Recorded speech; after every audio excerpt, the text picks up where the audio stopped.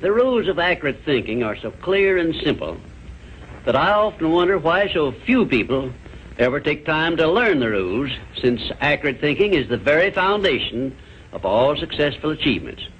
In this visit, I shall give you a working description of the rules of accurate thinking, which all successful people follow. First of all, accurate thinking is based on two simple fundamentals. They are called inductive reasoning and deductive reasoning. Inductive reasoning is used when the necessary facts on which to base your thinking are not available. In this case, you act on hypotheses, or what you assume the facts to be. Deductive reasoning is used when you have the facts, or what appear to be the facts, on which to base your thinking.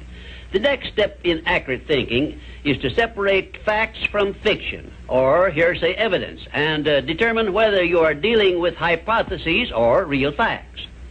When you are sure you have dependable facts on which to base your thinking, you take the second step by separating these facts into two classes.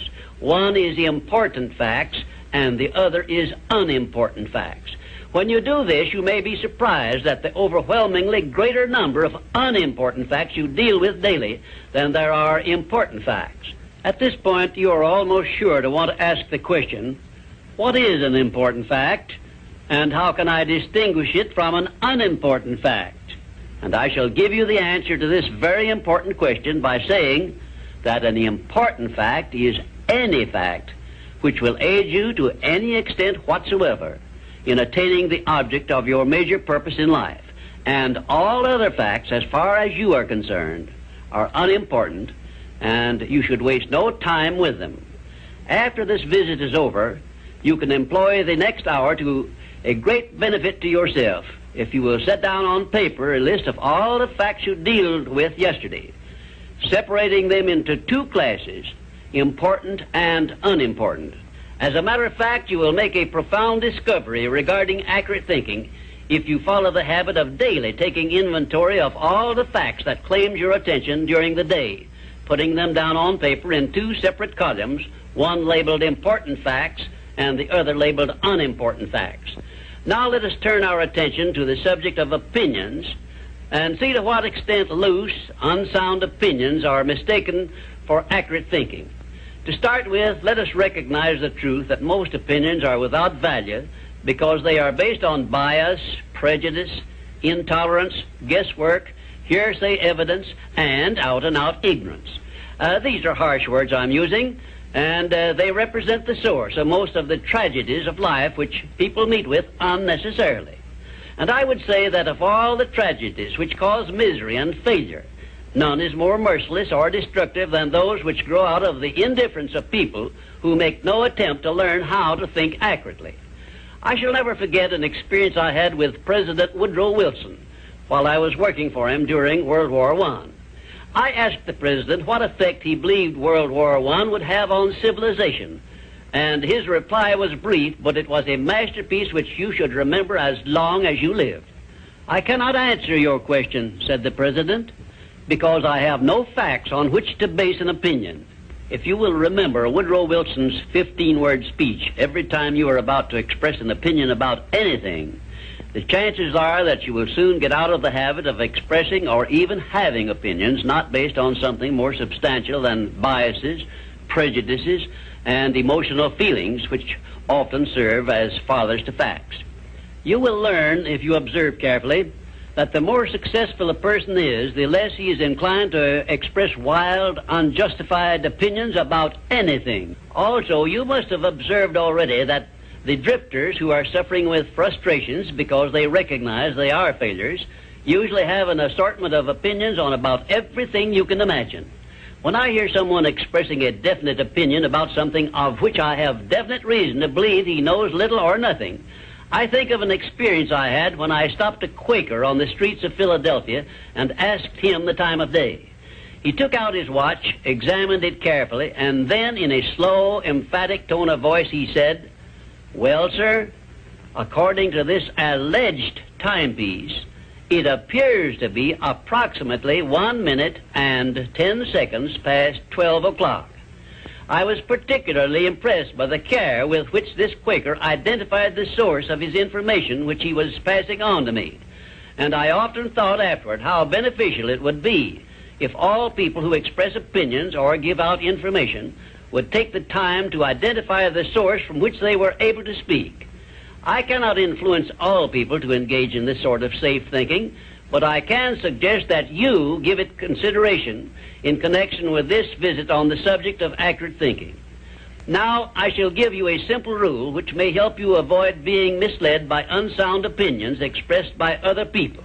When you hear someone make a statement which your reason cannot accept as being sound, or which you question or should, for safety's sake, question for any reason whatsoever, ask a simple forward question.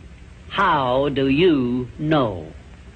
Then stand firm on that question and either force the speaker to identify the source from which he got the information he is endeavoring to pass on as facts, or reject the statement entirely as if it had not been made.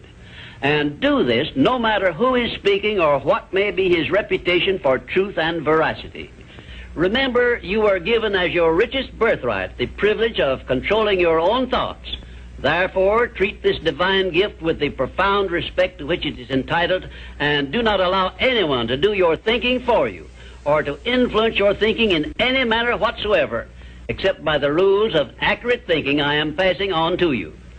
Follow this procedure regardless of what people think or say about your method of thinking. If they wish to call you a cynic or a doubting Thomas, let that be their misfortune.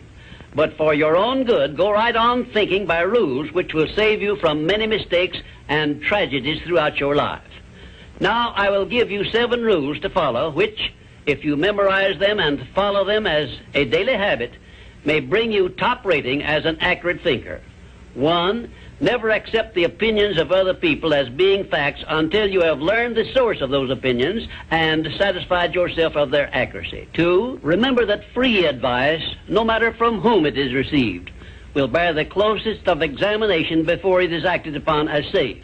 And generally speaking, this sort of advice is worth exactly what it costs. 3.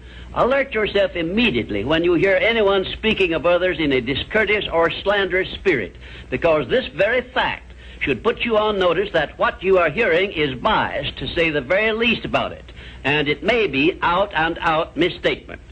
4. In asking others for information, do not disclose to them what you wish the information to be, because most people have the bad habit of trying to please under such circumstances.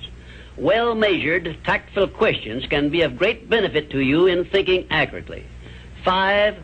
Remember that anything which exists anywhere throughout the universe is capable of proof, and where no such proof is available, it is safer to assume nothing exists. 6. One of the great unexplainable miracles consists in the fact that both truth and falsehood, no matter by what means they may be expressed, carry with them a silent, invisible means of identifying themselves as such. Therefore, remember this truth and begin developing the necessary intuitive faculty to enable you to sense what is false and what is true. 7. Follow the habit of asking, how do you know, when anyone makes a statement you cannot identify as true. Follow this habit faithfully, and you will see many persons squirm and turn red in the face when you insist upon a direct reply. The most accurate thinkers are the scientists.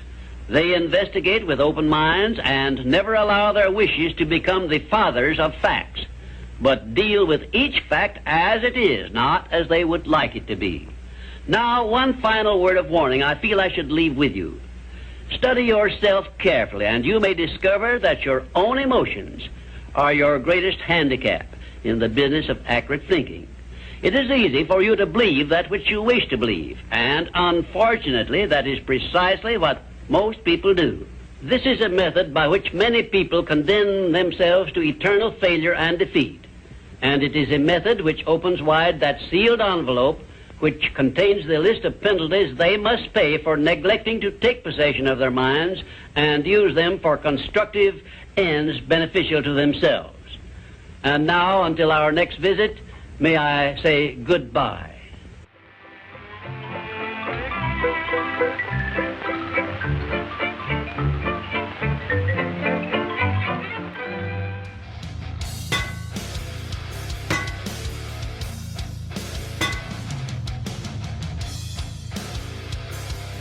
Forging links. Forging links.